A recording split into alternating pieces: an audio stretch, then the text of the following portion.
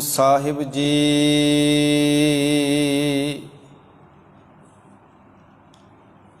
ਵਾਹਿਗੁਰੂ ਸਾਹਿਬ ਜੀ। ਕਬੀਰ ਪ੍ਰੀਤ ਇਕ ਸਿਉ ਕੀਏ, ਆਨ ਦੁਬਦਾ ਜਾਏ।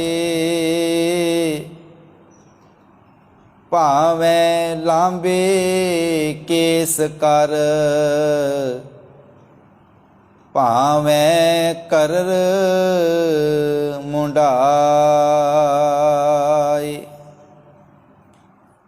ਵਾਹਿਗੁਰੂ ਸਾਹਿਬ ਜੀ।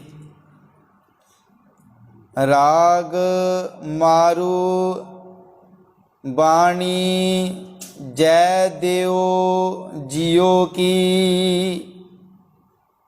ਇਕ ਓੰਕਾਰ ਸਤਿਗੁਰ ਪ੍ਰਸਾਦ, ਚੰਦ ਸਤ ਭੇਦਿਆ ਨਾਦ ਸਤ ਪੂਰਿਆ। ਸੂਰ ਸਤ ਖੋੜਸਾ ਦਤ ਕੀਆ। ਅਬਲ ਬਲ ਤੋੜਿਆ, ਅਚਲ ਚਲ ਥੱਪਿਆ। ਅਘੜ ਘੜਿਆ, ਤਾਹਾਂ ਅਪਿਓ ਪੀਆ। ਮਨ ਆਦ ਗੁਣ ਆਦ ਬਖਾਣਿਆ। ਤੇਰੀ ਦੁਬਿਧਾ ਦ੍ਰਿਸ਼ਟ ਸਮਾਨਿਆ। ਮਨ ਆਦ ਗੁਣ ਆਦ ਬਖਾਣਿਆ। ਤੇਰੀ ਦੁਬਿਧਾ ਦ੍ਰਿਸ਼ਟ ਸਮਾਨਿਆ। ਰਹਾਉ ਅਰਧ ਕੋ ਅਰਧਿਆ, ਸ਼ਰਦ ਕੋ ਸ਼ਰਦਿਆ। ਸਲਲ ਕੋ ਸਲਲ ਸਮਾਨ ਆਇਆ। ਬਦਤ ਜੈ ਦਿਓ ਜੈ ਦੇਵ ਕੋ ਰਮਿਆ। ਬ੍ਰਹਮ ਨਿਰਵਾਣ ਲਿਵ ਲੀਨ ਪਿਆ। ਬਦਤ ਜੈ ਦਿਓ ਜੈ ਦੇਵ ਕੋ ਰਮਿਆ। ਬ੍ਰਹਮ ਨਿਰਵਾਣ ਲਿਵ ਲੀਨ ਪਾਇਆ। ਪਰਮ ਸਤਿਕਾਰਯੋਗ ਸ੍ਰੀ ਗੁਰੂ ਗ੍ਰੰਥ ਸਾਹਿਬ ਜੀ ਦੀ ਪਾਵਨ ਪਵਿੱਤਰ ਹਜ਼ੂਰੀ ਅੰਦਰ ਅੰਮ੍ਰਿਤ ਵੇਲੇ ਦੀਵਾਨਾਂ ਦੀ ਹਾਜ਼ਰੀ ਭਰ ਰਹੇ ਸਤਿਕਾਰਯੋਗ ਵਡਭਾਗੀ ਸਤ ਸੰਗੀ ਜਨੋ, ਆਓ ਕੁਝ ਸਮਾਂ ਸਤਿਗੁਰੂ ਜੀ ਦੀ ਪਾਵਨ ਗੁਰਬਾਣੀ ਵਿਚਾਰ ਦੇ ਨਾਲ ਸਾਂਝ ਪਾਈਏ। ਪਾਵਨ ਵਿਚਾਰਾਂ ਦੇ ਨਾਲ ਸਾਂਝ ਪਾਉਣ ਤੋਂ ਪਹਿਲਾਂ ਆਪਣੀ ਰਸਨਾ ਨੂੰ ਕਰੀਏ ਪਵਿੱਤਰ। ਗੱਜ ਕੇ ਆਖੋ ਵਾਹਿਗੁਰੂ ਜੀ ਕਾ ਖਾਲਸਾ, ਵਾਹਿਗੁਰੂ ਜੀ ਕੀ ਫਤਿਹ।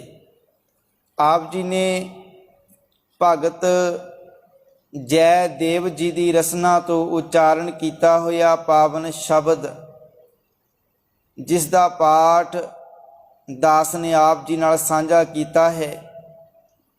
ਇਹ ਪਾਵਨ ਸ਼ਬਦ ਸ੍ਰੀ ਗੁਰੂ ਗ੍ਰੰਥ ਸਾਹਿਬ ਜੀ ਦੇ ਪਾਵਨ ਅੰਕ 1106 ਰਾਗ ਮਾਰੂ ਦੇ ਵਿੱਚ ਦਰਜ ਹੈ। ਭਗਤ ਜੈ ਦੇਵ ਜੀ ਦੇ ਗੁਰੂ ਗ੍ਰੰਥ ਸਾਹਿਬ ਜੀ ਦੇ ਵਿੱਚ ਕੁੱਲ 2 ਸ਼ਬਦ ਹਨ। ਕੱਲ੍ਹ ਦੇ ਦੀਵਾਨਾਂ ਵਿੱਚ ਉਹਨਾਂ ਦੇ ਪਹਿਲੇ ਸ਼ਬਦ ਦੀ ਵਿਚਾਰ ਸਾਂਝੀ ਕੀਤੀ ਸੀ। ਅੱਜ ਉਹਨਾਂ ਦੇ ਦੂਸਰੇ ਸ਼ਬਦ ਦੀ ਵਿਚਾਰ ਅਸੀਂ ਸਾਂਝੀ ਕਰ ਰਹੇ ਹਾਂ।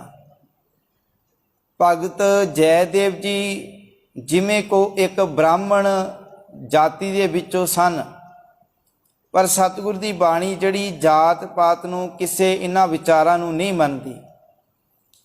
ਪਰ ਭਗਤ ਜੈ ਦੇਵ ਜੀ ਦਾ ਜਿਹੜਾ ਜਨਮ ਆ ਇੱਕ ਬ੍ਰਾਹਮਣ ਪਰਿਵਾਰ ਦੇ ਵਿੱਚ ਹੋਇਆ। ਗੁਰੂ ਪਿਆਰ ਭਾਲਿਓ, ਜੇਕਰ ਅਸੀਂ ਉਹਨਾਂ ਦੇ ਜੀਵਨ ਨੂੰ ਵੇਖੀਏ, ਧਿਆਨ ਨਾਲ ਪੜ੍ਹੀਏ, ਵਿਚਾਰੀਏ, क्योंकि जिहड़ा ब्राह्मण सी उन्हां समयां दे अंदर ब्राह्मण जिहड़ा पढ़ सकदा सी, लिख सकदा सी, होर कोई भी जिहड़ा ना पढ़ सकदा सी ना लिख सकदा सी। समझो कि जिवें एक ब्राह्मण दे बच्चे नूं पढ़न दीयां सहूलतां वध दित्तियां जांदियां सी, उस तरह किसी होर नूं इन्नियां सहूलतां नहीं मिलदियां सन। इसे करके ही भगत जयदेव जी जिहड़े वो इन्ने पढ़े लिखे सन, संस्कृत के विद्वान सन, पर भगत जयदेव जी के मन में इहो जिहा कोई जात पात का सिलसिला नहीं सी। ना वो किसी नाल नफरत करते सी, ना अपने आप नूं उच्ची जात का मनते सन।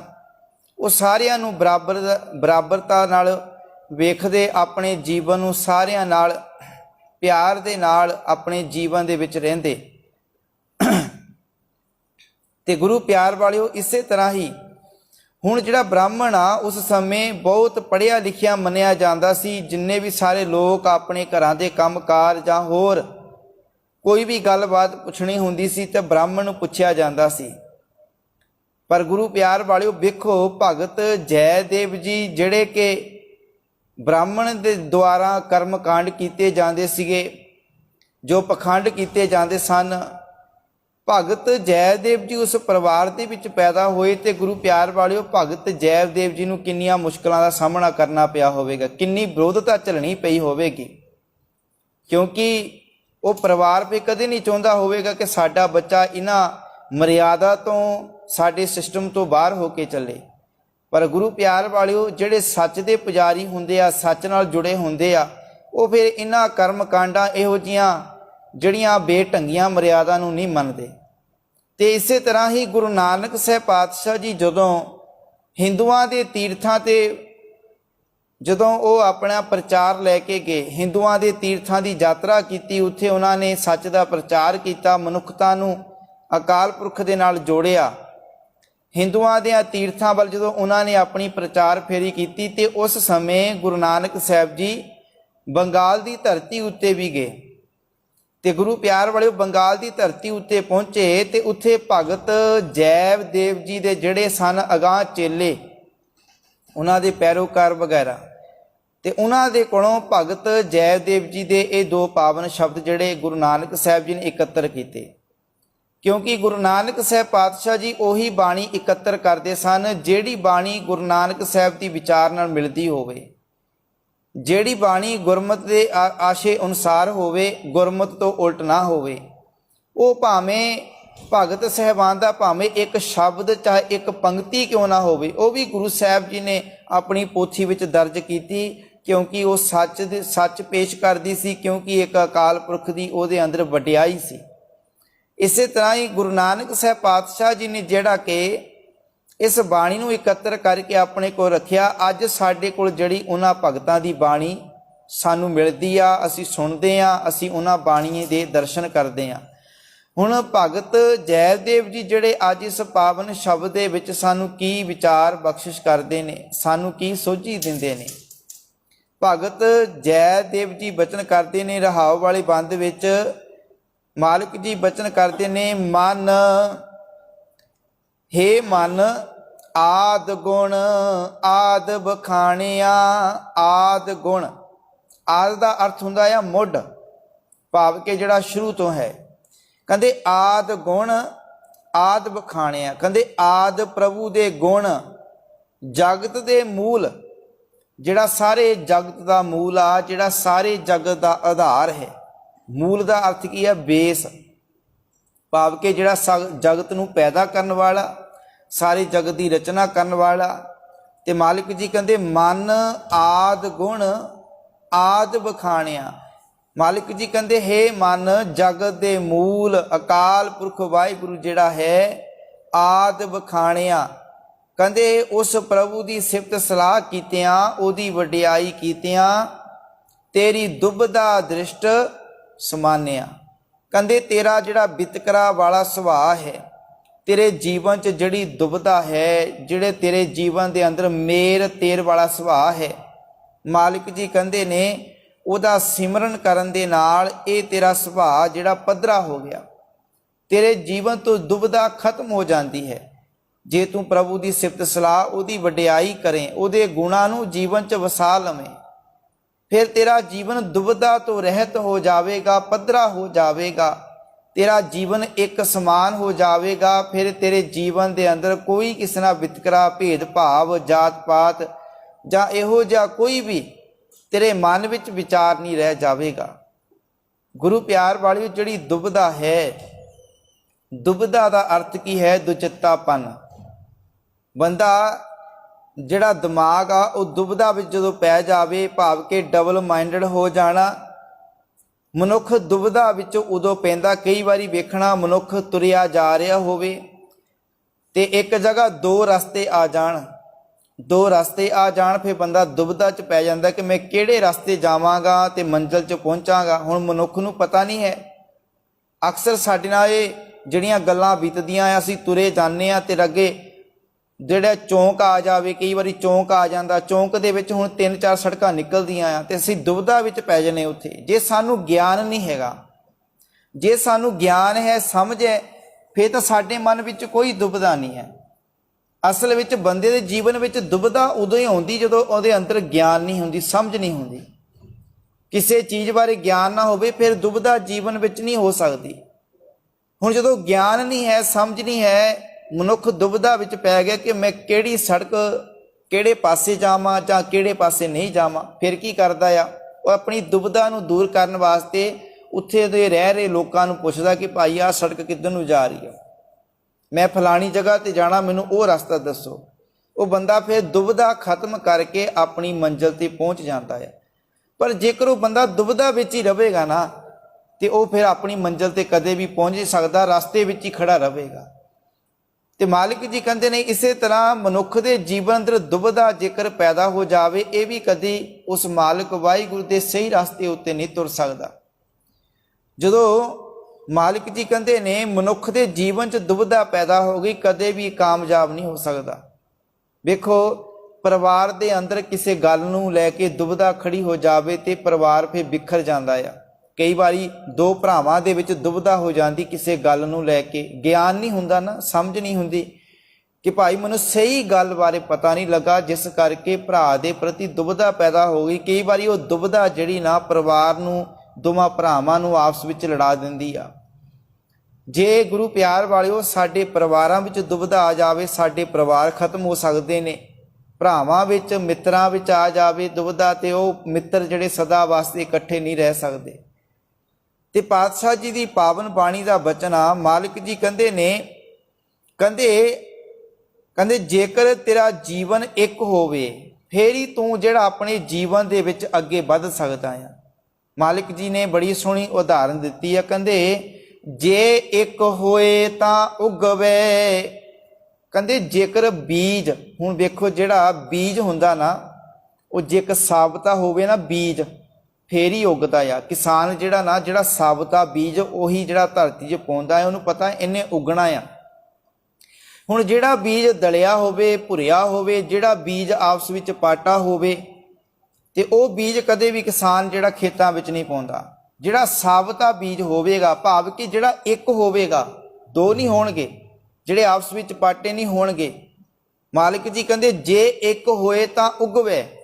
ਕਹਿੰਦੇ ਜੇਕਰ ਬੀਜ ਸਾਬਤ ਹੋਵੇ ਤਾਂ ਹੀ ਬੀਜਣ ਦਾ ਉਹਨੂੰ ਫਾਇਦਾ ਆ। ਕਹਿੰਦੇ ਰੁੱਤੀ ਹੋ ਰੁੱਤ ਹੋਏ।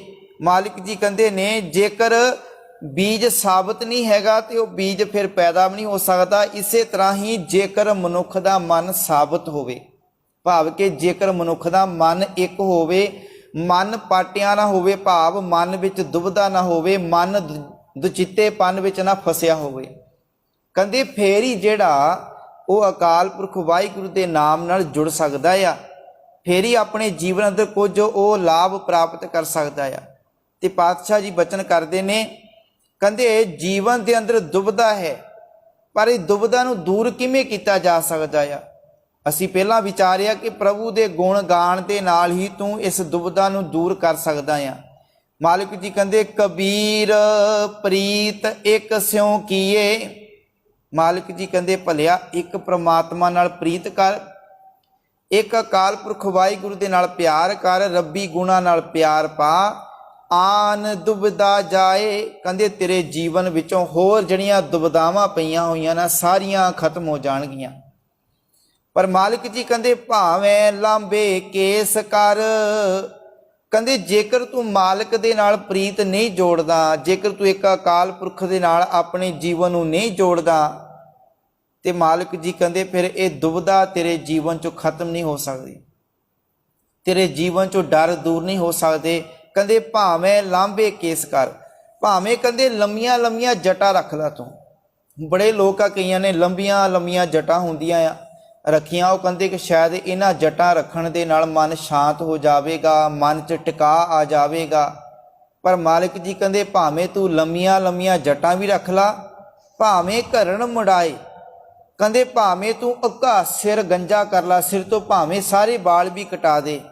ਮਾਲਿਕ ਜੀ ਕਹਿੰਦੇ ਭਾਵੇਂ ਤੂੰ ਜੰਗਲਾਂ 'ਚ ਚਾਹੇ ਤੀਰਥਾਂ ਤੇ ਜਾ ਕੇ ਵੀ ਡੇਰਾ ਲਾ ਲਾ, ਪਰ ਮਾਲਿਕ ਜੀ ਕਹਿੰਦੇ ਨੇ ਤੇਰੇ ਮਨ ਦੀ ਦੁਬਿਧਾ ਇਸ ਤਰ੍ਹਾਂ ਦੂਰ ਨਹੀਂ ਹੋ ਸਕਦੀ। ਸਤਿਗੁਰੂ ਨੇ ਕਲੀਅਰ ਕਰਤਾ ਕਿ ਭਾਈ ਇਹ ਦੁਨੀਆ ਦੇ ਕਰਮ ਕਾਂਡ ਕਰਨ ਦੇ ਨਾਲ ਆ ਜਿੰਨੇ ਤੂੰ ਕਰਮ ਕਾਂਡ ਵਿਖਾਵੇ ਵਾਲੇ ਕੰਮ ਕਰਦਾ ਇਹਨਾਂ ਨਾਲ ਤੇਰਾ ਮਨ ਸ਼ਾਂਤ, ਤੇਰੇ ਮਨ ਦੇ ਅੰਦਰ ਟਿਕਾ ਨਹੀਂ ਆ ਸਕਦਾ, ਤੇਰੇ ਜੀਵਨ 'ਚੋਂ ਦੁਬਿਧਾਪਨ ਜਿਹੜਾ ਇਹ ਖਤਮ ਨਹੀਂ ਹੋ ਸਕਦਾ। ਪਾਤਸ਼ਾਹ ਜੀ ਕਹਿੰਦੇ ਨੇ ਜੇਕਰ ਤੇਰੇ ਜੀਵਨ 'ਚ ਦੁਬਿਧਾ ਹੈ ਇਹਨੂੰ ਮਿਟਾਉਣਾ ਕਿਵੇਂ ਆ।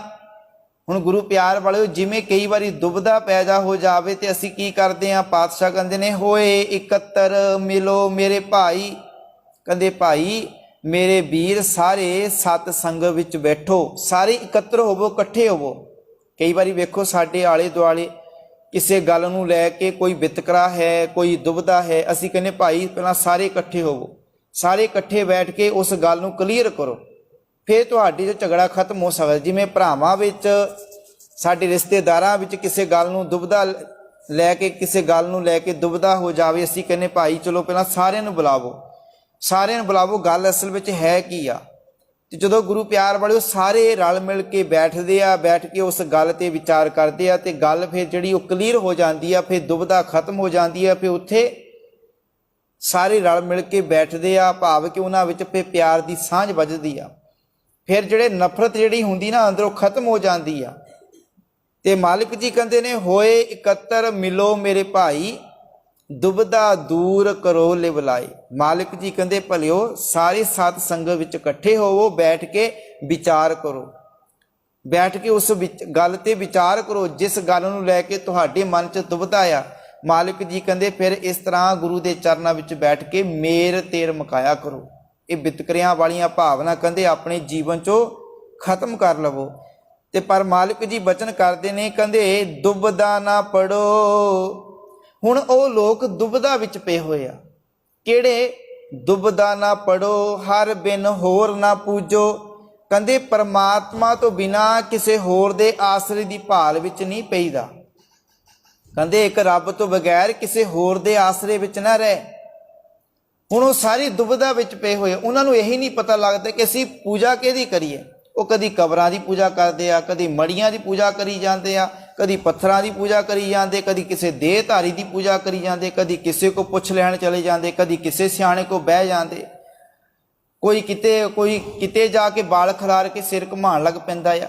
ਪਰ ਉਹਨਾਂ ਨੂੰ ਇਹ ਗੱਲ ਸਮਝ ਨਹੀਂ ਆਉਂਦੀ ਅਸੀਂ ਕਰੀਏ ਕੀ।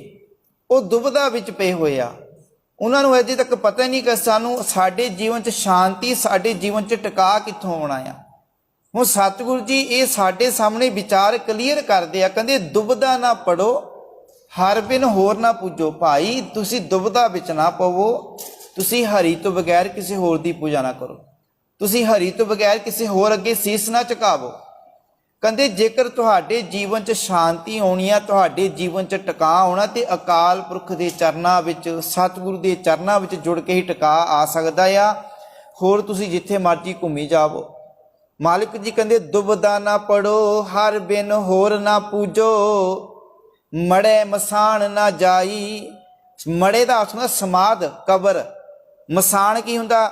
ਜਿੱਥੇ ਸ਼ਮਸ਼ਾਨ ਘਾਟ, ਜਿੱਥੇ ਮੁਰਦੇ ਫੂਕੀ ਜਾਂਦੇ ਆ, ਕਈ ਉੱਥੇ ਤੁਰੇ ਫਿਰਦੇ ਆ, ਮਸਾਣਾ 'ਚ ਤੁਰੇ ਫਿਰਦੇ, ਮੱਥੇ ਟੇਕਦੇ, ਕੋਈ ਮੜੀਆਂ ਤੇ, ਕੋਈ ਕਬਰਾਂ ਤੇ, ਕੋਈ ਕਿਤੇ। ਇਹ ਸਾਰੀਆਂ ਕਿ ਸਾਰੇ ਲੋਕ ਦੁਬਿਧਾ ਵਿੱਚ ਪਏ ਹੋਏ ਆ, ਕਿਉਂਕਿ ਇਹ ਕਹਿੰਦੇ ਕਿ ਭਾਈ ਇੱਧਰ ਵੀ ਮੱਥਾ ਟੇਕ ਲਈਏ, ਉੱਧਰ ਵੀ ਟੇਕ ਲਈਏ, ਚਾਰ ਇੱਟਾਂ ਜਿੱਥੇ ਪਈਆਂ ਉੱਥੇ ਵੀ ਮੱਥਾ ਟੇਕ ਲਈਏ, ਭਾਵ ਕਿ ਕੋਈ ਜਗ੍ਹਾ ਛੱਡੀਏ ਨਾ ਜਿੱਥੇ ਅਸੀਂ ਜਾ ਕੇ ਮੱਥਾ ਟੇਕੀਏ ਨਾ। ਭਾਵ ਕਿ ਥਾਂ ਥਾਂ ਤੇ, ਕਿਉਂਕਿ ਉਹ ਦੁਬਿਧਾ ਵਿੱਚ ਪਏ ਹੋਏ, ਉਹਨਾਂ ਨੂੰ ਪਤਾ ਹੀ ਨਹੀਂ ਲੱਗ ਰਿਹਾ ਕਿ ਅਸੀਂ ਕਰੀਏ ਕੀ, ਅਸੀਂ ਕਿੱਧਰਲੇ ਪਾਸੇ ਜਾਈਏ, ਅਸੀਂ ਕਿਹਦੀ ਪੂਜਾ ਕਰੀਏ ਕਿਹਦੀ ਨਾ ਕਰੀਏ। ਇਸ ਕਰਕੇ ਉਹ ਇੱਕ ਵੱਟਿਓਂ ਸਾਰੇ ਪਾਸੇ ਲੱਗ ਜਾਂਦੇ ਆ। ਉਹ ਇੱਕ ਪਾਸੇ ਸ਼ੁਰੂ ਕਰ ਲੈਂਦੇ, ਭਾਈ ਸਾਰੇ ਜਿੰਨੀਆਂ ਵੀ ਕਿਤੇ ਥਾਵਾਂ ਹਨ ਉੱਥੇ ਜਾ ਕੇ ਮੈਂ ਸੀਸ ਝੁਕਾ ਹੀ ਆਵਾਂ, ਕਿਤੇ ਨਾ ਕਿਤੇ ਕੋਈ ਹੱਲ ਹੋਵੇਗਾ, ਕੋਈ ਨਾ ਕੋਈ ਸਾਡੀ ਮਦਦ ਕਰੇਗਾ, ਕੋਈ ਨਾ ਕੋਈ ਹੈਲਪ ਕਰੇਗਾ। ਪਰ ਉਹਨੂੰ ਇੱਕ ਤੇ ਭਰੋਸਾ ਨਹੀਂ ਹੈ, ਇੱਕ ਤੇ ਵਿਸ਼ਵਾਸ ਨਹੀਂ ਹੈਗਾ। ਤੇ ਸਤਿਗੁਰ ਨੇ ਆਪਣੀ ਬਾਣੀ ਵਿੱਚ ਇਹ ਗੱਲ ਕਲੀਅਰ ਕੀਤੀ, ਭਾਈ ਦੁਬਿਧਾ ਨਾ ਪੜੋ, ਹਰ ਬਿਨ ਹੋਰ ਨਾ ਪੂਜੋ, ਮੜੇ ਮਸਾਨ ਨਾ ਜਾਈ। ਇਹ ਗੁਰੂ ਨਾਨਕ ਸਾਹਿਬ ਜੀ ਦਾ ਸ਼ਬਦ ਹੈ, ਇਹ ਅਸ਼ਟਪਦੀ ਆ। ਇਹਨੂੰ ਭਾਵੇਂ ਤੁਸੀਂ ਆਪਣੇ ਘਰ ਵਿੱਚ ਜਾ ਕੇ ਪੜ੍ਹ ਲਿਓ, ਉਹਦੇ ਅਰਥ ਕੀ ਲਿਖੇ ਹੋਏ ਨੇ। ਗੁਰੂ ਗ੍ਰੰਥ ਸਾਹਿਬ ਜੀ ਦੇ 635 ਅੰਕੋਂ ਤੇ ਇਹ ਜਿਹੜਾ ਸ਼ਬਦ ਹੈ ਅਸ਼ਟਪਦੀ ਹੈ। ਮਾਲਿਕ ਜੀ ਬਚਨ ਕਰਦੇ ਨੇ, ਦੁਬਿਧਾ ਨਾ ਪੜੋ, ਹਰ ਬਿਨ ਹੋਰ ਨਾ ਪੂਜੋ, ਮੜੇ ਮਸਾਨ ਨਾ ਜਾਈ। ਹੁਣ ਸਤਿਗੁਰ ਨੇ ਆਪਣੀ ਬਾਣੀ ਵਿੱਚ ਸਭ ਕੁਝ ਲਿਖਿਆ ਹੋਇਆ, ਫਿਰ ਵੀ ਅਸੀਂ ਇੰਨੇ ਢੀਠ ਹਾਂ ਕਿ ਅਸੀਂ ਕਹਿੰਦੇ ਕਿ ਗੁਰੂ ਪਾਤਸ਼ਾਹ ਅਸੀਂ ਤੁਹਾਡੀ ਗੱਲ ਨਹੀਂ ਮੰਨੀ, ਅਸੀਂ ਤਾਂ ਲੋਕਾਂ ਮਗਰ ਚੱਲਣਾ, ਅਸੀਂ ਤਾਂ ਦੁਨੀਆ ਦੀ ਗੱਲ ਮੰਨਣੀ ਜਿੱਦਾਂ ਲੋਕ ਕਰਦੇ ਆ। ਜੇ ਲੋਕ ਕੰਧ ਨੂੰ ਮੱਥਾ ਟੇਕਦੇ ਅਸੀਂ ਕੰਧਾਂ ਨੂੰ ਟੇਕਣਾ, ਜੇਕਰ ਦਰਖਤਾਂ ਨੂੰ ਮੱਥਾ ਟੇਕਦੇ ਅਸੀਂ ਦਰਖਤਾਂ ਨੂੰ ਟੇਕਣਾ ਆ। ਅਸੀਂ ਗੁਰੂ ਸਾਹਿਬ ਨੂੰ ਚੈਲੰਜ ਕਰਦੇ ਕਿ ਅਸੀਂ ਨਹੀਂ ਸੁਧਰਨਾ, ਤੁਸੀਂ ਜਿੰਨਾ ਮਰਜ਼ੀ ਸਾਨੂੰ ਉਪਦੇਸ਼ ਕਰੋ, ਜਿੰਨਾ ਮਰਜ਼ੀ ਸਾਨੂੰ ਹੁਕਮ ਕਰੋ, ਜਿੰਨੀ ਮਰਜ਼ੀ ਤੁਸੀਂ ਸਾਨੂੰ ਦਲੀਲਾਂ ਨਾਲ ਸਮਝਾਵੋ, ਪਰ ਅਸੀਂ ਢੀਠ ਬਣ ਚੁੱਕੇ ਹਾਂ, ਅਸੀਂ ਇਹਨਾਂ ਪਾਸੇ ਹੀ ਤੁਰਨਾ ਆ। ਅਸੀਂ ਅਕਾਲ ਪੁਰਖ, ਅਸੀਂ ਗੁਰੂ ਸਾਹਿਬ ਦੇ ਚਰਨਾਂ ਵਿੱਚ ਨਹੀਂ ਆਉਣਾ। ਤੇ ਗੁਰੂ ਪਿਆਰ ਵਾਲਿਓ, ਇਹਦੇ ਵਿੱਚ ਕਿਸੇ ਨਾਲ ਧੱਕਾ ਵੀ ਨਹੀਂ ਹੈ। ਮੰਨ ਲਓ ਹਰੇਕ ਮਨੁੱਖ ਨੂੰ ਆਜ਼ਾਦੀ ਹੈ, ਹਰੇਕ ਮਨੁੱਖ ਸੁਤੰਤਰ ਹੈ, ਆਪਣੀ ਮਰਜ਼ੀ ਨਾਲ ਜਿੱਥੇ ਮਰਜ਼ੀ ਜਾ ਸਕਦਾ ਆ। ਪਰ ਗੁਰੂ ਪਿਆਰ ਵਾਲਿਓ, ਆਪਣੀ ਮਰਜ਼ੀ ਜਿੱਥੇ ਮਰਜ਼ੀ ਜਾ ਸਕਦਾ, ਜਿਹਨੂੰ ਮਰਜ਼ੀ ਉਹ ਮੰਨ ਸਕਦਾ। ਇਹਦੇ ਵਿੱਚ ਗੁਰੂ ਸਾਹਿਬ ਕਿਸੇ ਨਾਲ ਧੱਕਾ ਨਹੀਂ ਕਰਦੇ ਕਿ ਭਾਈ ਤੂੰ ਇਹਨੂੰ ਹੀ ਆ ਕੇ ਮੰਨ। ਸਤਿਗੁਰੂ ਜੀ ਕਹਿੰਦੇ ਕਿ ਭਾਈ ਤੇਰੇ ਜੀਵਨ 'ਚ ਸੁੱਖ ਸ਼ਾਂਤੀ, ਜੇਕਰ ਤੂੰ ਇਸ ਰਾਹ ਤੇ ਚੱਲੇਗਾ ਤੇਰੇ ਜੀਵਨ 'ਚ ਸੁੱਖ ਸ਼ਾਂਤੀ ਆਵੇਗਾ। ਜੇਕਰ ਤੂੰ ਰੱਬ ਦੀ ਪੂਜਾ ਅਕਾਲ ਪੁਰਖ ਦੇ ਚਰਨਾਂ ਵਿੱਚ, ਸਤਿਗੁਰ ਦੇ ਚਰਨਾਂ ਵਿੱਚ ਜੁੜੇਗਾ, ਤੇਰਾ ਜੀਵਨ ਸ਼ਾਂਤ ਹੋ ਜਾਵੇਗਾ। ਜੇ ਹੋਰ ਪਾਸੇ ਜਾਵੇਗਾ ਤੇਰਾ ਜੀਵਨ ਖੁਆਰ ਹੋ ਜਾਵੇਗਾ। ਨਾ ਤਾਂ ਸਤਿਗੁਰੂ ਤੇਰੀ ਬਾਹ ਫੜ ਕੇ ਕਹਿੰਦੇ ਭਾਈ ਤੂੰ ਇੱਧਰ ਚੱਲ, ਇੱਧਰ ਆ। ਇਹ ਤੇਰੇ ਤੇ ਨਿਰਭਰ ਕਰਦਾ ਆ। ਜੇਕਰ ਤੇਰੇ ਕੋਲ ਸਤਿਗੁਰੂ ਦੀ ਸੋਝੀ ਆ, ਸਮਝ ਹੈ, ਤੈਨੂੰ ਭਰੋਸਾ ਹੈ, ਫੇਰ ਤਾਂ ਤੂੰ ਗੁਰੂ ਦੇ ਚਰਨਾਂ ਨਾਲ ਜੁੜ। ਪਰ ਜੇ ਨਹੀਂ, ਤੈਨੂੰ ਨਹੀਂ ਭਰੋਸਾ, ਫਿਰ ਜਿੱਥੇ ਮਰਜ਼ੀ ਜਾ ਕੇ ਜੁੜੀ ਜਾ। ਭਾਵ ਕਿ ਜਿਹੜਾ ਸਿੱਖ ਧਰਮ ਹੈ, ਇਹਦੇ ਵਿੱਚ ਕਿਸੇ ਨੂੰ ਲਾਲਚ ਦੇ ਕੇ ਸਿੱਖ ਨਹੀਂ ਬਣਾਇਆ ਜਾਂਦਾ, ਨਾ ਕਿਸੇ ਨੂੰ ਜ਼ਬਰਦਸਤੀ ਕੀਤੀ ਜਾਂਦੀ ਕਿਸੇ ਨਾਲ। ਇਹਦੇ ਵਿੱਚ ਕੀ ਆ ਕਿ ਜਿਹੜਾ ਮਨੁੱਖ ਦਾ ਮਨ ਬਣਦਾ ਆ, ਮਨ ਤਿਆਰ ਹੁੰਦਾ ਆ, ਜੇ ਉਹ ਗੁਰੂ ਸਾਹਿਬ ਦੇ ਸਿਧਾਂਤਾਂ ਨੂੰ, ਇਤਿਹਾਸ ਨੂੰ ਪੜ੍ਹਦਾ ਵਿਚਾਰਦਾ, ਉਹਦਾ ਮਨ ਤਿਆਰ ਹੁੰਦਾ, ਉਹੀ ਜਿਹੜਾ ਗੁਰੂ ਦਾ ਸਿੱਖ ਬਣੇ। ਤੇ ਉਹ ਪ੍ਰਵਾਨ ਆ ਵੀ ਉਹ ਕਦੀ ਵੀ ਗੁਰੂ ਦੇ ਚਰਨਾਂ ਨੂੰ ਨਹੀਂ ਛੱਡਦਾ। ਹੁਣ ਕਿਸੇ ਨੂੰ ਅਸੀਂ ਹਜ਼ਾਰਾਂ ਰੁਪਏ ਦੇ ਕੇ, ਲਾਲਚ ਦੇ ਕੇ ਆਖੀਏ ਭਾਈ ਤੂੰ ਸਿੱਖ ਬਣ ਜਾ, ਤੂੰ ਅੰਮ੍ਰਿਤ ਛਕ ਲਾ। ਅੱਜ ਉਹ ਹਜ਼ਾਰਾਂ ਰੁਪਏ ਲੈ ਕੇ ਅੰਮ੍ਰਿਤ ਛਕ ਲਿਆ, ਗੁਰੂ ਵਾਲਾ ਬਣ ਗਿਆ, ਕੱਲ ਨੂੰ ਉਹਨੂੰ ਕੋਈ ਲੱਖਾਂ ਰੁਪਏ ਦੇਵੇਗਾ, ਉਹ ਉਧਰ ਨੂੰ ਚਲਾ ਜਾਵੇਗਾ। ਭਾਵ ਕਿ ਇਹੋ ਜਿਹਾ ਸਿੱਖ ਨਹੀਂ ਚਾਹੀਦਾ ਗੁਰੂ ਨੂੰ। ਨਾ ਤਾਂ ਇੰਨੀ ਜ਼ਿਆਦਾ ਭੀੜ ਚਾਹੀਦੀ ਆ, ਇਹ ਨਹੀਂ ਕਿ ਭਾਈ ਜ਼ਿਆਦਾ ਸਿੱਖ ਹੋਣ। ਸਤਿਗੁਰੂ ਜੀ ਕਹਿੰਦੇ ਭਾਵੇਂ ਥੋੜ੍ਹੇ ਹੋਣ ਪਰ ਵਧੀਆ ਹੋਣ, ਪਰ ਚੰਗੇ ਹੋਣ, ਪਰ ਅੰਦਰੋਂ ਜੁੜੇ ਹੋਣ। ਮਾਲਿਕ ਜੀ ਕਹਿੰਦੇ ਨੇ, ਦੁਬਿਧਾ ਨਾ ਪੜੋ, ਹਰ ਬਿਨ ਹੋਰ ਨਾ ਪੂਜੋ, ਮੜੈ ਮਸਾਨ ਨਾ ਜਾਈ। ਹੁਣ ਪਾਤਸ਼ਾਹ ਜੀ ਕਹਿੰਦੇ ਨੇ, ਕਹਿੰਦੇ ਜੋ ਇਸ ਮਾਰੇ ਸੋਈ ਸੂਰਾ। ਕਹਿੰਦੇ ਜਿਹੜਾ ਇਸ ਨੂੰ ਮਾਰ ਦਿੰਦਾ ਆ ਉਹ ਸੂਰਮਾ ਆ, ਉਹ ਬਲੀ ਹੈ। ਕਿਹਨੂੰ ਮਾਰਦਾ ਆ? ਦੁਬਿਧਾ ਨੂੰ ਖਤਮ ਕਰਦਾ। ਜਿਹੜਾ ਮੇਰ ਤੇਰ ਖਤਮ ਕਰ ਲੈਂਦਾ ਆਪਣੇ ਜੀਵਨ 'ਚੋਂ, ਉਹ ਕੌਣ ਆ? ਸੂਰਮਾ। ਜੋ ਇਸ ਮਾਰੇ ਸੋਈ ਪੂਰਾ।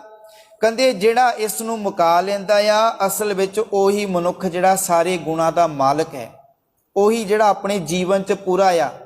ਹੁਣ ਮਾਰਨਾ ਕਿਹਨੂੰ ਆ? ਮੇਰ ਤੇਰ ਵਾਲੀ ਭਾਵਨਾ। ਜਿਵੇਂ ਸਾਡੇ ਅੰਦਰ ਮੇਰ ਤੇਰ ਵਾਲੀ ਚੱਲ ਰਹੀ ਨਾ ਕਿ ਭਾਈ ਆ ਮੇਰੀ ਚੀਜ਼ ਆ, ਤੇਰੀ ਚੀਜ਼ ਆ, ਆ ਮੇਰਾ। ਪਰ ਇਸ ਮੂਰਖ ਮਨੁੱਖ ਨੂੰ ਇਸ ਗੱਲ ਦਾ ਨਹੀਂ ਪਤਾ, ਭਲਿਆ ਤੇਰਾ ਤਾਂ ਇੱਥੇ ਸੰਸਾਰ 'ਚ ਕੁਝ ਨਹੀਂ ਹੈਗਾ, ਤੂੰ ਤਾਂ ਇਕੱਲਾ ਹੀ, ਜਿਸ ਤਰ੍ਹਾਂ ਇਕੱਲਾ ਆਇਆ ਤੇ ਸੰਸਾਰ ਤੋਂ ਇਕੱਲੇ ਚਲੇ ਜਾਣਾ।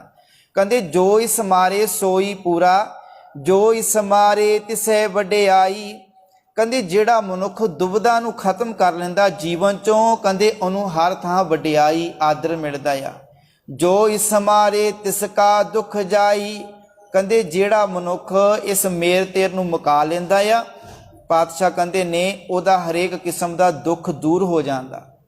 ਜਿਹੜਾ ਬੰਦਾ ਦੁਬਿਧਾ ਵਿੱਚ ਆ, ਉਹ ਫਿਰ ਦੁੱਖਾਂ ਵਿੱਚ ਵੀ ਘਿਰੇਗਾ, ਉਹ ਚਿੰਤਾ ਵਿੱਚ ਵੀ ਰਹੇਗਾ, ਉਹਦੇ ਅੰਦਰ ਟੈਨਸ਼ਨਾਂ ਵੀ ਹੋਣਗੀਆਂ। ਕਿਉਂਕਿ ਜਿੰਨਾ ਚਿਰ ਦੁਬਿਧਾ ਹੈ, ਮਨ ਦੁਚਿੱਤੀ ਵਿੱਚ ਫਸਿਆ ਹੋਇਆ ਆ, ਮਨ ਇੱਕ ਪਾਸੇ ਨਹੀਂ ਲੱਗਿਆ ਹੋਇਆ, ਮਨ ਪਤਾ ਨਹੀਂ ਕਿੱਥੇ ਕਿੱਥੇ ਘੁੰਮ ਰਿਹਾ, ਫਿਰ ਤਾਂ ਉਹ ਹਰ ਵੇਲੇ ਹੀ ਦੁਖੀ ਰਹੇਗਾ। ਮਾਲਿਕ ਜੀ ਕਹਿੰਦੇ ਐਸਾ ਕੋਏ ਜੇ ਦੁਬਦਾ ਮਾਰ ਗਵਾਵੇ। ਕਹਿੰਦੇ ਜਗਤ ਵਿੱਚ ਇਹੋ ਜਿਹਾ ਕੋਈ ਬਿਰਲਾ ਮਨੁੱਖਾ ਜਿਹੜਾ ਜੀਵਨ ਵਿੱਚੋਂ ਦੁਬਦਾ ਨੂੰ, ਮੇਰ ਤੇਰ ਵਾਲੀ ਭਾਵਨਾ ਨੂੰ ਖਤਮ ਕਰ ਲਵੇ। ਇਸੇ ਮਾਰ ਰਾਜ ਜੋਗ ਕਮਾਵੇ। ਪਾਤਸ਼ਾਹ ਜੀ ਕਹਿੰਦੇ ਨੇ ਇਸ ਨੂੰ ਮਾਰ ਲੈਂਦਾ ਆ ਤੇ ਕਹਿੰਦੇ ਉਹ ਗ੍ਰਸਤੀ ਜੀਵਨ ਵਿੱਚ ਰਹਿੰਦਾ ਹੋਇਆ ਹੀ ਆਪਣੇ ਜੀਵਨ ਨੂੰ ਪਰਮੇਸ਼ਰ ਨਾਲ ਜੋੜ ਲੈਂਦਾ ਆ। ਉਹ ਪਰਿਵਾਰ ਵਿੱਚ ਆਪਣੇ ਬੱਚਿਆਂ ਪਰਿਵਾਰਾਂ ਵਿੱਚ ਰਹਿ ਕੇ ਵੀ ਉਹ ਰੱਬ ਨਾਲ ਜੁੜ ਜਾਂਦਾ ਆ, ਜਿਹੜਾ ਇਸ ਦੁਬਦਾ ਨੂੰ ਖਤਮ ਕਰ ਲੈਂਦਾ ਆ। ਤੇ ਭਗਤ ਜੈਦੇਵ ਜੀ ਬਚਨ ਕਰਦੇ ਨੇ, ਕਹਿੰਦੇ ਮਨ ਆਦ ਗੁਣ ਆਦ ਬਖਾਣਿਆ, ਤੇਰੀ ਦੁਬਦਾ ਦ੍ਰਿਸ਼ਟ ਸਮਾਨਿਆ। ਕਹਿੰਦੇ ਜਿਹੜਾ ਜਗਤ ਦਾ ਮੂਲ ਆ, ਸਾਰੇ ਸੰਸਾਰ ਨੂੰ ਪੈਦਾ ਕਰਨ ਵਾਲਾ, ਉਹਦੀ ਸਿਫਤ ਸਲਾਹ ਕੀਤਿਆਂ ਤੇਰੇ ਜੀਵਨ ਦੇ ਵਿੱਚੋਂ ਕਹਿੰਦੇ ਦੁਬਦਾ ਵਾਲਾ ਜਿਹੜਾ ਸੁਭਾਅ ਨਾ ਉਹ ਖਤਮ ਹੋ ਜਾਵੇਗਾ, ਤੇਰਾ ਜੀਵਨ ਪੱਧਰਾ ਹੋ ਜਾਵੇਗਾ। ਤੇ ਗੁਰੂ ਪਿਆਰ ਵਾਲੀ ਜਿਹੜੀ ਮੰਨ ਲਓ ਜਿਹੜੇ ਖਿਡਾਰੀ ਹੁੰਦੇ ਨਾ, ਗਰਾਊਂਡ ਨੂੰ ਪਹਿਲਾਂ ਪੱਧਰਾ ਕੀਤਾ ਜਾਂਦਾ ਫਿਰ ਹੀ ਉੱਤੇ ਖੇਡਿਆ ਜਾ ਸਕਦਾ ਆ। ਜੇ ਗਰਾਊਂਡ ਦੇ ਵਿੱਚ ਟੋਏ ਟਿੱਬੇ ਹੋਣ ਤੇ ਖਿਡਾਰੀ ਖੇਡ ਨਹੀਂ ਸਕਦਾ। ਇਸੇ ਤਰ੍ਹਾਂ ਜਿਹੜੀ ਥਾਂ ਪੱਧਰੀ ਹੋਵੇਗੀ ਬੰਦੇ ਨੂੰ ਬੈਠਣ ਦਾ ਜੀ ਵੀ ਉੱਥੇ ਕਰਦਾ। ਹੁਣ ਇਸੇ ਤਰ੍ਹਾਂ ਹੀ ਮਾਲਿਕ ਜੀ ਕਹਿੰਦੇ ਤੇਰਾ ਮਨ ਪੱਧਰਾ ਹੋ ਜਾਵੇਗਾ ਨਾ, ਫਿਰ ਤੇਰੇ ਮਨ 'ਚ ਕੋਈ ਦੁਬਦਾ ਨਹੀਂ ਰਹੇਗੀ। ਤੇਰਾ ਮਨ ਪੱਧਰਾ ਹੋ ਜਾਵੇਗਾ, ਤੇਰੇ ਅੰਦਰ ਟਿਕਾ ਵੀ ਆਵੇਗਾ। ਜੇ ਤੇਰਾ ਮਨ ਪੱਧਰਾ ਕਿਵੇਂ? ਕਿਉਂਕਿ ਮਨ ਦੇ ਅੰਦਰ ਟੋਏ ਟਿੱਬੇ ਹੰਕਾਰ ਦੇ, ਈਰਖਾ ਦੇ, ਨਫ਼ਰਤ ਦੇ, ਮਨ ਡਾਵਾਡੋਲ ਹੋਇਆ ਪਿਆ ਆ। ਪਰ ਜਦੋਂ ਤੇਰਾ ਮਨ ਪੱਧਰਾ ਹੋ ਗਿਆ ਫਿਰ ਤੇਰੇ ਜੀਵਨ 'ਚ ਟਿਕਾ ਆਵੇਗਾ, ਫਿਰ ਤੇਰਾ ਜੀਵਨ ਇੱਕ ਹੋ ਜਾਵੇਗਾ। ਪਹਿਲੇ ਬੰਦ ਵਿੱਚ ਬਚਨ ਕਰਦੇ ਨੇ, ਚੰਦ ਸਤ ਭੇਦਿਆ ਚੰਦਰਮਾ। ਚੰਦ ਦਾ ਅਰਥ ਹੁੰਦਾ ਚੰਦਰਮਾ, ਭਾਵ ਕਿ ਚੰਦਰਮਾ ਨਾੜੀ। ਗੁਰੂ ਪਿਆਰ ਵਾਲਿਓ, ਜੋਗੀਆਂ ਦੇ ਵਿੱਚ ਕੁਝ ਗੱਲਾਂ ਮੰਨੀਆਂ ਜਾਂਦੀਆਂ ਸੀ। ਉਹ ਜੋ ਯੋਗ ਕਰਦੇ ਸੀ, ਪ੍ਰਾਣਾਯਾਮ ਇੱਦਾਂ ਦੇ ਕਿਰਿਆਵਾਂ ਜਿਹੜੇ ਕਿਰਿਆ ਕਰਮ ਉਹ ਕਰਦੇ ਸਨ। ਪ੍ਰਾਣਾਯਾਮ ਵਰਗੇ ਉਹ ਕੀ ਕਰਦੇ ਸੀ, ਜਿਹੜਾ ਖੱਬਾ ਨੱਕ ਹੈ, ਖੱਬੇ ਨੱਕ ਨੂੰ, ਜਿਹੜਾ ਖੱਬੇ ਨੱਕ ਵਾਲੀ ਜਿਹੜੀ ਮੋਰੀ ਹੈ, ਇਹਨੂੰ ਕੀ ਕਹਿੰਦੇ ਸਨ? ਉਹ ਚੰਦ ਸੱਤ, ਭਾਵ ਕਿ ਚੰਦਰਮਾ ਵਾਲੀ ਨਾੜੀ ਕਿਹਾ ਜਾਂਦਾ। ਉਹਨਾਂ ਨੇ ਨਾਂ ਰੱਖੇ ਹੁੰਦੇ ਸਨ। ਚੰਦ ਸੱਤ ਭੇਦਿਆ, ਭੇਦਿਆ ਦਾ ਅਰਥ ਕੀ ਹੈ? ਬਿੰਨ ਲਿਆ, ਚਾੜ ਲਏ ਪ੍ਰਾਣ। ਹੁਣ ਉਹਨਾਂ ਨੇ ਖੱਬੇ ਨੱਕ ਰਾਹੀਂ ਜਿਹੜੇ ਉਹ ਸਾਹ ਉੱਪਰ ਨੂੰ ਖਿੱਚਦੇ ਸੀਗੇ, ਇਹਨੂੰ ਕਹਿੰਦੇ ਪ੍ਰਾਣਾਯਾਮ ਕਰਨਾ। ਖੱਬੇ ਨੱਕ ਰਾਹੀਂ ਸਾਹ ਉੱਪਰ ਨੂੰ ਖਿੱਚ ਕੇ ਰੱਖਣਾ ਉਹਨਾਂ ਨੇ। ਨਾਦ ਸੱਤ ਪੂਰਿਆ, ਤੇ ਮਾਲਿਕ ਜੀ ਕਹਿੰਦੇ ਫਿਰ ਉਹਨਾਂ ਨੇ ਸਾਹ ਉੱਪਰ ਨੂੰ ਖਿੱਚਣਾ ਤੇ ਉਹਨਾਂ ਨੇ ਸਾਹ ਉੱਥੇ ਰੋਕ ਕੇ ਰੱਖਣਾ। ਸੂਰ ਸੱਤ ਖੋੜਸਾ ਦਤ ਕੀਆ। ਖੋੜਸਾ ਦਾ ਅਰਥ ਕੀ ਆ? ਭਾਵ ਕਿ 16 ਵਾਰੀ। ਖੋੜਸਾ ਕਹਿੰਦੇ 16 ਵਾਰੀ। ਜਦੋਂ ਉਹਨਾਂ ਨੇ ਖੱਬੇ ਨੱਕ ਰਾਹੀਂ ਸਾਹ ਉੱਪਰ ਖਿੱਚ ਲੈਣਾ, ਚਾੜ ਲੈਣਾ, ਫਿਰ ਉਹਨਾਂ ਨੇ ਜਿੰਨਾ ਚਿਰ ਸਾਹ ਰੋਕ ਕੇ ਰੱਖਣਾ ਨਾ, ਉਹ 16 ਵਾਰੀ ਉਹਨਾਂ ਨੇ ਓਮ ਬੋਲਣਾ। 16 ਵਾਰੀ ਉਹਨਾਂ ਨੇ ਓਮ ਬੋਲਣਾ। ਫਿਰ ਉਸ ਤੋਂ ਬਾਅਦ ਜਿਹੜਾ ਖੱਬਾ ਨੱਕ ਹੁੰਦਾ ਉਹਦੇ ਰਾਹੀਂ ਸਾਹ ਜਿਹੜਾ ਬਾਹਰ ਕੱਢ ਲੈਣਾ। ਇਸ ਤਰ੍ਹਾਂ ਉਹ ਕਿਰਿਆ ਕਰਦੇ ਸਨ। ਤੇ ਗੁਰੂ ਪਿਆਰ ਵਾਲਿਓ, ਪਰ ਉਹ ਇਹ ਗੱਲ ਸਮਝਦੇ ਸਨ ਕਿ ਜੇਕਰ ਅਸੀਂ ਇਸ ਤਰ੍ਹਾਂ ਪ੍ਰਾਣ ਚਾੜਾਂਗੇ, ਪ੍ਰਾਣਾਯਾਮ ਕਰਾਂਗੇ, 16 ਵਾਰੀ ਓਮ ਬੋਲਾਂਗੇ, ਇਹਦੇ ਨਾਲ ਕਹਿੰਦੇ ਜੀਵਨ 'ਚ ਸ਼ਾਂਤੀ ਆਵੇਗੀ, ਜੀਵਨ 'ਚ ਟਿਕਾ ਆਵੇਗਾ, ਜੀਵਨ 'ਚ ਖੇੜਾ ਆਵੇਗਾ, ਆਨੰਦ ਆਵੇਗਾ। ਪਰ ਭਗਤ ਜੈਦੇਵ ਜੀ ਕਹਿੰਦੇ ਨੇ, ਚੰਦ ਸਤ ਭੇਦਿਆ, ਨਾਦ ਸਤ ਪੂਰਿਆ, ਸੂਰ ਸਤ ਖੋੜਸਾ ਦਤ ਕੀਆ। ਕਹਿੰਦੇ ਅਸਲ ਵਿੱਚ ਇਹ ਪ੍ਰਾਣਾਯਾਮ ਦਾ ਜਿਹੜਾ ਸਾਰਾ ਉਦਮ ਆ, ਇਹ ਕੀ ਆ? ਕਹਿੰਦੇ ਇਹ ਮੇਰੇ ਵਾਸਤੇ ਸਿਫਤ ਸਲਾਹ, ਭਾਵ ਕਿ ਜੇ ਰੱਬ ਦੀ ਵਡਿਆਈ ਕਰਦਾ, ਪ੍ਰਭੂ ਦੀ ਸਿਫਤ ਸਲਾਹ ਕਰਦਾ, ਮਾਲਿਕ ਜੀ ਕਹਿੰਦੇ ਨੇ ਇਹਦੇ ਵਿੱਚ ਹੀ ਇਹ ਸਭ ਕੁਝ ਆ ਜਾਂਦਾ ਆ। ਭਾਵ ਕਿ ਇਹੋ ਜਿਹੇ ਕੰਮ ਕਰਨ ਦੇ ਨਾਲ ਤੇਰੇ ਜੀਵਨ 'ਚ ਸ਼ਾਂਤੀ ਟਿਕਾ ਨਹੀਂ ਆ ਸਕਦਾ। ਤੇਰੇ ਜੀਵਨ 'ਚ ਸ਼ਾਂਤੀ ਟਿਕਾ ਕਿਵੇਂ ਆਉਣਾ? ਜਦੋਂ ਰੱਬੀ ਸਿਫਤ ਸਲਾਹ ਕਰੇਗਾ, ਉਹਦੇ ਗੁਣਾਂ ਨੂੰ ਜੀਵਨ 'ਚ ਵਸਾਵੇਂਗਾ। ਇਹ ਜਿੰਨੇ ਮਰਜੀ ਭਾਵੇਂ ਪ੍ਰਾਣ ਚੜਾਈ ਜਾ, ਭਾਵੇਂ ਤਾਰੀ ਜਾ, ਭਾਵੇਂ ਸਾਹ ਲਈ ਜਾ, ਭਾਵੇਂ ਰੋਕੀ ਜਾ, ਇਹੋ ਜਿਹੇ ਕੰਮ ਕਰਨ ਦੇ ਨਾਲ ਕੁਝ ਨਹੀਂ ਹੋਣਾ। ਕਹਿੰਦੇ ਅਬਲ ਬਲ ਤੋੜਿਆ, ਅਚਲ ਚੱਲ ਥੱਪਿਆ। ਅਬਲ ਕਹਿੰਦੇ ਆ, ਭਾਵ ਕਿ ਜਿਹੜਾ ਵਿਕਾਰਾਂ ਵਿੱਚ ਪੈਣ ਕਰਕੇ ਜਿਹੜਾ ਮਨ ਕਮਜ਼ੋਰ ਹੁੰਦਾ, ਵਿਸ਼ੇ ਵਿਕਾਰਾਂ ਵਿੱਚ ਪੈਣ ਕਰਕੇ ਮਨ ਕਮਜ਼ੋਰ ਹੋ ਜਾਂਦਾ। ਕਹਿੰਦੇ ਇਹ ਸਿਫਤ ਸਲਾਹ ਦਾ ਸਦਕਾ ਵਿਕਾਰਾਂ ਵਿੱਚ ਪੈਣ ਕਰਕੇ ਜਿਹੜਾ ਮਨ ਕਮਜ਼ੋਰ ਹੋਇਆ ਨਾ, ਕਹਿੰਦੇ ਫਿਰ ਦੁਬਦਾ ਦ੍ਰਿਸ਼ਟ ਵਾਲਾ ਜਿਹੜਾ ਬਲ ਟੁੱਟ ਗਿਆ। ਭਾਵ ਕਿ ਹੁਣ ਮਨ ਜਿਹੜਾ ਤਕੜਾ ਹੋ ਗਿਆ, ਮਨ ਜਿਹੜਾ ਵਿਕਾਰਾਂ ਤੋਂ ਬਚ ਗਿਆ, ਮਨ ਜਿਹੜਾ ਵਿਕਾਰੀ ਹੋਇਆ ਸੀ ਉਹ ਬਚ ਗਿਆ। ਕਹਿੰਦੇ ਅਚਲ ਚੱਲ ਥੱਪਿਆ, ਕਹਿੰਦੇ ਅਚਲ ਦਾ ਅਰਥ ਹੁੰਦਾ ਆ ਕਹਿੰਦੇ ਅਮੋੜ, ਭਾਵ ਕਿ ਜਿਹੜਾ ਚੱਲ ਨਹੀਂ ਸਕਦਾ। ਤੇ ਚੱਲ ਦਾ ਅਰਥ ਕੀ ਹੈ ਇੱਥੇ? ਚੰਚਲ ਸੁਭਾਅ। ਕਹਿੰਦੇ ਮਨੁੱਖ ਦਾ ਮਨ ਜਿਹੜਾ ਚੰਚਲ ਸੁਭਾਅ ਸੀ ਕਹਿੰਦੇ ਰੁਕ ਗਿਆ। ਹੁਣ ਸੁਭਾਅ ਕਹਿੰਦੇ ਉਹਦਾ ਚੰਚਲ ਨਹੀਂ ਰਿਹਾ, ਕਹਿੰਦੇ ਮਨ ਟਿਕ ਗਿਆ। ਕਿਉਂਕਿ ਜਿਹੜਾ ਚੰਚਲ ਸੁਭਾਅ ਹੁੰਦਾ ਨਾ, ਜਿਵੇਂ ਬੱਚਾ ਚੰਚਲ ਹੁੰਦਾ ਉਹ ਟਿਕ ਕੇ ਨਹੀਂ ਬੈਠ ਸਕਦਾ। ਬੱਚਾ ਤੁਸੀਂ ਜਿੰਨਾ ਮਰਜ਼ੀ ਉਹਨੂੰ ਬਿਠਾਓ, ਉਹ ਕਦੀ ਉੱਧਰ ਹੱਥ ਮਾਰੇਗਾ, ਕਦੀ ਉੱਧਰ ਮਾਰੇਗਾ, ਉਹਦਾ ਸੁਭਾਅ ਚੰਚਲ ਆ। ਇਸੇ ਤਰ੍ਹਾਂ ਮਨੁੱਖ ਦਾ ਮਨ ਜਿਹੜਾ ਚੰਚਲ ਆ, ਕਦੀ ਕਿਸੇ ਪਾਸੇ ਜਾਂਦਾ, ਕਦੀ ਕਿਸੇ ਪਾਸੇ ਜਾਂਦਾ, ਕਦੀ ਕਿਸੇ ਬਾਰੇ ਮਾੜਾ ਸੋਚਦਾ, ਕਦੀ ਕਿਸੇ ਬਾਰੇ। ਮਾਲਿਕ ਜੀ ਕਹਿੰਦੇ ਉਹ ਚੰਚਲ ਮਨ ਵੀ ਜਿਹੜਾ ਥੱਪ ਗਿਆ, ਭਾਵ ਕਿ ਰੁਕ ਗਿਆ।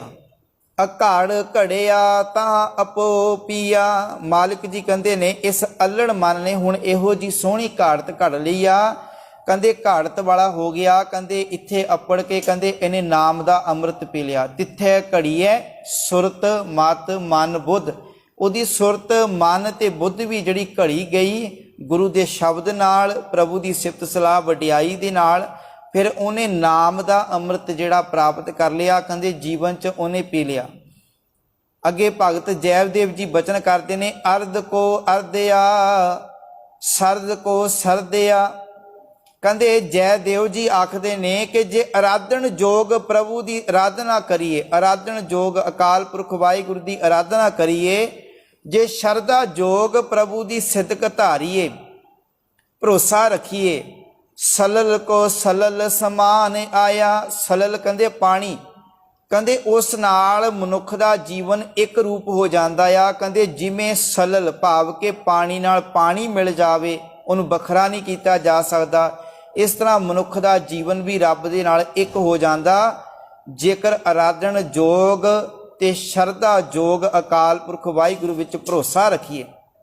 ਜਿਵੇਂ ਪਿੱਛੇ ਅਸੀਂ ਪੜ੍ਹ ਕੇ ਆਏ ਨਾ, ਜੋਗੇਨ ਕਿੰਗ ਜਗੇਨ ਕਿੰਗ ਤਪਸਾ, ਭਾਵ ਕਿ ਨਾ ਜੋਗ ਦੇ ਨਾਲ ਨਾ ਤਪ ਕਰਨ ਦੇ ਨਾਲ, ਇਹੋ ਜਿਹੇ ਕਰਮ ਕਰਨ ਨਾਲ ਤੇਰਾ ਜੀਵਨ ਟਿਕਾ 'ਚ, ਤੇਰੇ ਜੀਵਨ 'ਚ ਸ਼ਾਂਤੀ ਆਨੰਦ ਨਹੀਂ ਆ ਸਕਦਾ। ਭਗਤ ਜੈਦੇਵ ਜੀ ਨੇ ਵੀ ਇਹੋ ਜਿਹੇ ਕਰਮ ਕਾਂਡਾਂ ਤੋਂ ਸਾਨੂੰ ਵਰਜਿਆ ਆ। ਕਹਿੰਦੇ ਬਦਤ ਜੈ ਦੇਵ ਜੈ ਦੇਵ ਕੋ ਰਮਿਆ। ਭਗਤ ਜੈਦੇਵ ਜੀ ਆਖਦੇ ਨੇ, ਕਹਿੰਦੇ ਜੈ ਦੇਵ ਕੋ ਰਮਿਆ। ਜੈ ਦੇਵ ਦਾ ਅਰਥ ਇੱਥੇ ਕੀ ਆ? ਭਾਵ ਕਿ ਅਕਾਲ ਪੁਰਖ ਵਾਹਿਗੁਰੂ। ਕਹਿੰਦੇ ਉਹ ਦੇਵ ਜਿਹਦੀ ਸਦਾ ਵਾਸਤੇ ਜੈ ਹੁੰਦੀ ਆ, ਅਕਾਲ ਪੁਰਖ ਵਾਹਿਗੁਰੂ। ਕਹਿੰਦੇ ਉਹਦਾ ਸਿਮਰਨ ਕੀਤਿਆਂ ਬ੍ਰਹਮ ਨਿਰਵਾਣ ਲਿਵ ਲੀਨ ਪਾਇਆ। ਨਿਰਵਾਣ ਦਾ ਅਰਥ ਹੁੰਦਾ ਬਾਸ਼ਨਾ ਤੋਂ ਰਹਿਤ। ਬ੍ਰਹਮ ਦਾ ਅਰਥ ਕੀ ਆ? ਅਕਾਲ ਪੁਰਖ ਵਾਹਿਗੁਰੂ। ਲਿਵ ਲੀਨ ਆਪਣੇ ਆਪ ਵਿੱਚ ਮਸਤ ਅਕਾਲ ਪੁਰਖ ਵਾਹਿਗੁਰੂ। ਕਹਿੰਦੇ ਜਿਹੜਾ ਮਨੁੱਖ ਉਸ ਅਕਾਲ ਪੁਰਖ ਵਾਹਿਗੁਰੂ ਦਾ ਸਿਮਰਨ ਕਰਦਾ ਹੈ, ਬੰਦਗੀ ਕਰਦਾ ਹੈ, ਉਹਦਾ ਜੀਵਨ ਬਾਸ਼ਨਾ ਤੋਂ ਰਹਿਤ ਹੋ ਜਾਂਦਾ ਹੈ ਤੇ ਉਹ ਬੇਪਰਵਾਹ ਅਕਾਲ ਪੁਰਖ ਵਾਹਿਗੁਰੂ ਨਾਲ ਇੱਕਮਿਕ ਹੋ ਜਾਂਦਾ ਹੈ। ਭਾਵ ਜੇਕਰ ਅਸੀਂ ਆਪਣੇ ਜੀਵਨ 'ਚੋਂ ਦੁਬਿਧਾ ਖਤਮ ਕਰਨੀ ਹੈ, ਸਾਡਾ ਜੀਵਨ ਮੇਰ ਤੇਰ ਵਾਲੀ ਭਾਵਨਾ 'ਚੋਂ ਮੁੱਕ ਜਾਵੇ, ਗੁਰੂ ਪਿਆਰ ਵਾਲਿਓ ਸਾਨੂੰ ਰੱਬੀ ਸਿਫਤ ਸਲਾਹ ਉਹਦੇ ਰੱਬੀ ਗੁਣਾਂ ਨੂੰ ਜੀਵਨ 'ਚ ਵਸਾਉਣਾ ਪੈਣਾ। ਫਿਰ ਸਾਡਾ ਜੀਵਨ ਜਿਹੜਾ ਨਾ ਦੁਬਿਧਾ ਵਿੱਚੋਂ ਖਤਮ ਹੋ ਜਾਵੇਗਾ। ਸਾਡਾ ਜੀਵਨ ਜਿਹੜਾ ਦੁਬਿਧਾ ਵਿੱਚ ਪਿਆ ਹੋਇਆ, ਸਾਡੇ ਜੀਵਨ ਅੰਦਰ ਜਿਹੜਾ ਦੁਚਿੱਤਾਪਨ ਪਿਆ ਹੋਇਆ, ਉਹ ਦੂਰ ਹੋ ਜਾਵੇਗਾ। ਗਿਆਨ ਆਉਣ ਦੇ ਨਾਲ ਹੀ, ਸਾਨੂੰ ਸਮਝ ਆਉਣ ਦੇ ਨਾਲ ਹੀ ਸਾਡੇ ਜੀਵਨ 'ਚੋਂ ਇਹ ਦੁਬਿਧਾ ਦੂਰ ਹੋਵੇਗੀ। ਸੋ ਮਾਲਿਕ ਜੀ ਕਿਰਪਾ ਰਹਿਮਤ ਕਰਨ। ਭਗਤ ਜੈਦੇਵ ਜੀ ਜਿਹੜੇ ਇੱਕ ਬ੍ਰਾਹਮਣ ਪਰਿਵਾਰ ਦੇ ਵਿੱਚ ਪੈਦਾ ਹੋਏ ਨੇ ਤੇ ਗੁਰੂ ਪਿਆਰ ਵਾਲੇ ਜਿਹੜਾ ਬ੍ਰਾਹਮਣ ਆ ਉਹ ਬੜੇ ਕਰਮ ਕਾਂਡ ਲੋਕਾਂ ਨੂੰ ਭਰਮਾਂ ਵਿੱਚ ਪਾਉਂਦਾ ਰਿਹਾ ਆ। ਤੇ ਭਗਤ ਜੈਦੇਵ ਜੀ ਉਸ ਵਿਚਾਰਧਾਰਾ ਤੋਂ ਪਰੇ ਹਟ ਕੇ ਸੱਚ ਦੀ ਵਿਚਾਰ ਨਾਲ ਜੁੜ ਕੇ ਉਹਨਾਂ ਨੇ ਲੋਕਾਂ ਨੂੰ ਇਹੋ ਜਿਹੇ ਕਰਮ ਕਾਂਡਾਂ ਵਹਿਮਾਂ ਭਰਮਾਂ ਤੋਂ ਵਰਜਿਆ। ਤੇ ਤਾਈਓ ਤਾਂ ਗੁਰੂ ਨਾਨਕ ਸਾਹਿਬ ਜੀ ਨੇ ਉਹਨਾਂ ਦੀ ਵਿਚਾਰ ਨੂੰ ਆਪਣੀ ਵਿਚਾਰ ਵਿੱਚ ਲੈ ਕੇ ਆਉਂਦਾ। ਤਾਈਓ ਤਾਂ ਉਹਨਾਂ ਦੇ 2 ਸ਼ਬਦ ਜਿਹੜੇ ਆ ਉਹ ਵੀ ਇਕੱਤਰ ਕੀਤੇ, ਆਪਣੀ ਪੋਥੀ 'ਚ ਦਰਜ ਕੀਤੇ, ਕਿਉਂਕਿ ਉਹਨਾਂ ਦੀ ਜਿਹੜੀ ਸੁਰ ਆ ਗੁਰੂ ਨਾਨਕ ਸਾਹਿਬ ਜੀ ਦੀ ਸੁਰ ਦੇ ਨਾਲ ਮਿਲਦੀ ਸੀ। ਫਿਰ ਹੀ ਉਹਨਾਂ ਨੇ ਸ਼ਬਦ ਜਿਹੜੇ ਇਕੱਤਰ ਕੀਤੇ ਆ। ਸੋ ਮਾਲਕ ਦੀ ਕਿਰਪਾ ਰਹਿਮਤ ਕਰਨ ਕਿ ਅਸੀਂ ਸਤਿਗੁਰ ਦੀ ਬਾਣੀ ਵਿਚਾਰ ਨਾਲ ਜੁੜ ਕੇ ਆਪਣੇ ਜੀਵਨ ਨੂੰ ਦੁਬਿਧਾ ਵਿੱਚੋਂ ਕੱਢ ਲਈਏ, ਬਾਹਰ ਲੈ ਕੇ ਆਈਏ, ਤਾਂ ਜੋ ਸਾਡਾ ਜੀਵਨ ਸਮਾਨ ਹੋ ਜਾਵੇ, ਬਰਾਬਰ ਹੋ ਜਾਵੇ, ਇੱਕ ਹੋ ਜਾਵੇ। ਵਿਚਾਰਾਂ ਕਰਦੇ ਹਾਂ ਭੁੱਲਾਂ ਦੀ ਖਿਮਾ। ਫਤਿਹ ਨਾਲ ਸਾਂਝ ਪਾਈਏ। ਵਾਹਿਗੁਰੂ ਜੀ ਕਾ ਖਾਲਸਾ, ਵਾਹਿਗੁਰੂ ਜੀ ਕੀ ਫਤਿਹ।